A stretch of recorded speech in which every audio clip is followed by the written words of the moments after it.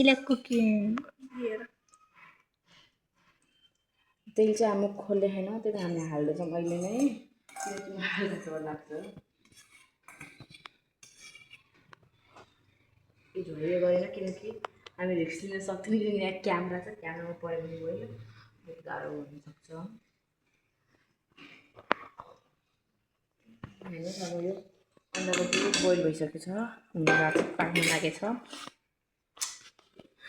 so guys अब हामी यति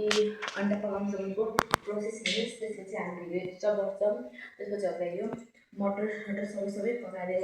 देखाउँछ हामी खुर्सानी पनि काट्दै गर्छौँ खुर्सानी कतिवटा लिनुहोस् मतलब धेरै नै खुर्सानी पिल्छु भनेपछि एउटा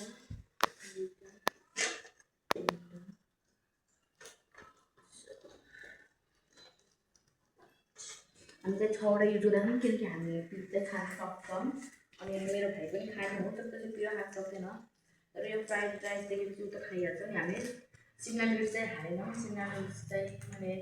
सोची नलिएर भने हामीले आज हालेनौँ सिमला मिर्च सरी मेरो प्रोनाउन्सिएसन गाह्रो भइगयो त अन्डा पाकेको हाम्रो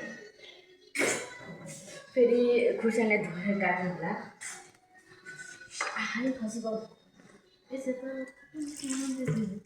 यति खुर्सानी अनि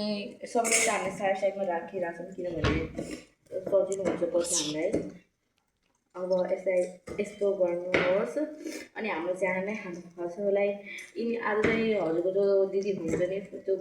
हेर्नुपर्छ नि भिडियो हो त्यो चाहिँ उहाँको यो आइडी हो जसले मलाई जो मेरो पहिला आइडी थियो तर मैले त्यो ट्याग गर्दैछु होइन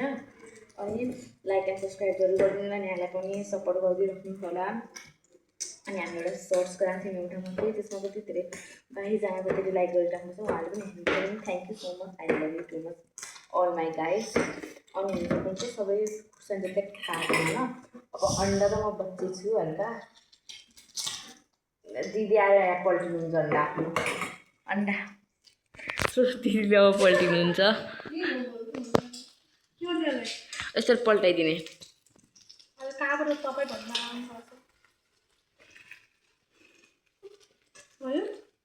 अब यस्तै पल्टाइराख्नु सब सामान हजुर